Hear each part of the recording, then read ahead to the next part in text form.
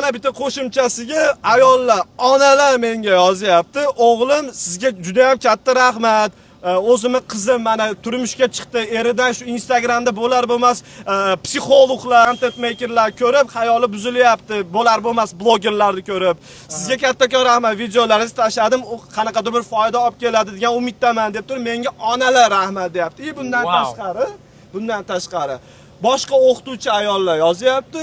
Sizni videolaringizni ko'rib, yoshlar o'qishdan keyin fast food yeydigan bolalar trenirovka qilishni boshladi. Uka, videolaringiz yoshlarning ongini to'g'irlayapti. O'qituvchilar sizga yozyapti. O'qituvchilar yozyapti. Wow. Boshqa kelganingizga nima ish qilgansiz va hayotingiz oson edimi yo qiyinchiliklar bor edimi? Endi qiyinchilik deydigan narsa yo'q, o'zi tushuncha, hamma narsa sinov bo'ladi. Mehnat qattiq qilganmiz, ya'ni ruslar restoraniga joylashganman. Endi bilasizlar, bu yerda hech qanaqa narsissizm bo'lmasin, lekin ruslarning munosabati bizga unchalik yaxshi emas. Meni hattoki ofitsiant qilib ham ishga olishmagan, sababi men cho'rniyman.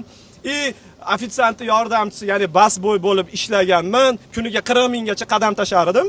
Rosa ozib ketganman.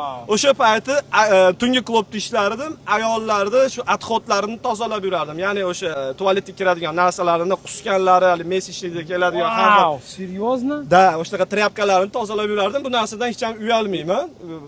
Mehnatda aybi yo'q.